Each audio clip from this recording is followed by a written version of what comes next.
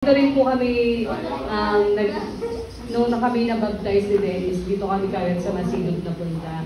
So kung ano yung naranasan ng mga kabataan na nakaupo dyan, yan din yung naranasan namin ng time na yan.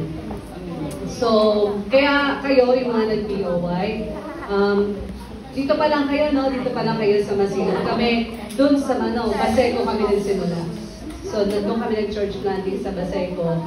Kaya, ang result naman, yung mga anak ko, nung, syempre, nagkaanak kami, dito rin sila nagkaisip, dito sila natuto, lahat-lahat. Kaya nung napunta po kami sa Australia, naging blessed po kami sa Narandara Church. So, dati po ang nagsisimulan doon, 5 lang po na members. So, nung dumating kami, may mga tao na din kasi may mga pamilya. So, ang youth doon, parang 6 lang ang youth, 8, ganyan. Pero, nung dumating sila, dumami.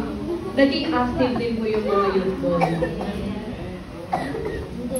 Yung top, and then yung pinaka-highlight po noon, nagkaroon kami ng AY, pero hindi usual, just once in a month.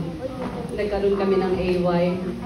Tapos, sobrang nakaka-bless din yung mga kapatid kasi in return, na-bless din talaga sila sa amin. Kasi talagang, ano na yun ay iba, parang diversified na yung church. Kasi marami ng mga lahi kong nag-a-attend sa amin. So ngayon, yung recently na nangyari sa amin, naging active yung mga bata sa Adventurer, naging active sila sa Pathfinder, tapos lahat sila si MM, si Dave, naging speaker din yan.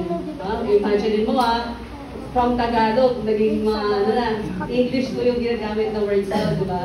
Then, si Daddy din po, dati 5 years siya nakaupo lang doon, nag-preach, nung dumating kami, parang nag-boost yung confidence. Kaya naging speaker na rin siya. So praise God talaga. Kaya pag sinabi, mabula sa preliminary, before Sabbath school, so buong pamilya yun, bawat isa ka rin. Pag sinabi nga kung, Mami, ano ka? Prayer ka. Sabi ko, hindi. Pero ano yung parang ano na lang Panginoon, yung dila ko. Siyempre, di ba, medyo ilang tayo mag-English, di ba? Panginoon, diretso yung dila ko. Talagang pinag-pray ko na sana makaintindi na po, kasi ang hirap na nanggaling na dito sa, although college graduate tayo, ano na lang yun, kung sa baga, mag-aral tayo mabuti. Kasi iba yun may inaral Alam mo, nako-comprehend mo sila. Nako-comprehend mo yung anong pinagagawa sa'yo. Diba? Kaya doon sa church namin, ang dami na namin naranasan. Sobrang na-bless kami kasi talagang active. And yung recently na ginawa namin, nag-door knocking kami. Ang hirap. Kasi dito pala sa Pilipinas, andyan lang yung mga tao. So parang aabotan mo lang, may community service tayo, pupunta tayo sa ganito. Ganon din kami doon. Kaya lang, ang kaibahan, walang tao. Walang tao sa labas. Ang laki ng Australia, kakatukin mo, ilan lang yung tao sa bahay. So, nag-door knocking kami from our church, doon na sa vicinity. Then pumunta kami doon sa Broken Hill, wherein talagang patay yung church. Hindi yung patay, siguro ang mga members lang talagang magbibilang mo. So, malapit pala kaya broken. So, pumunta kami doon, nakapagbigay kami ng 800 plus ng mga books.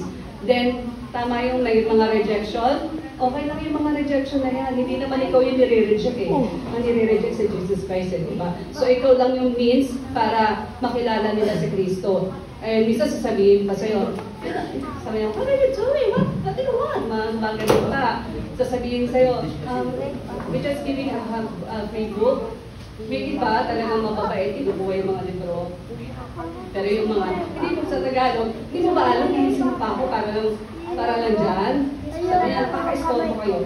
Wala ka rin mo magagawa. So magte-thank you ka na lang. Pero respectful naman sila pag nagkaaroon ng rejection. Sorry, I'm good, sasabihin nila. If it's about religion, I'm good. Sorry, takitin ko lang. Pero, ganun pa man, nakakatuwa. So, tapos na tayo dun sa side na, sa side na gano'n. So, nung pumunta kami ng Australia, sobrang bless ako kasi nakita ko na yung mama ko na nandito.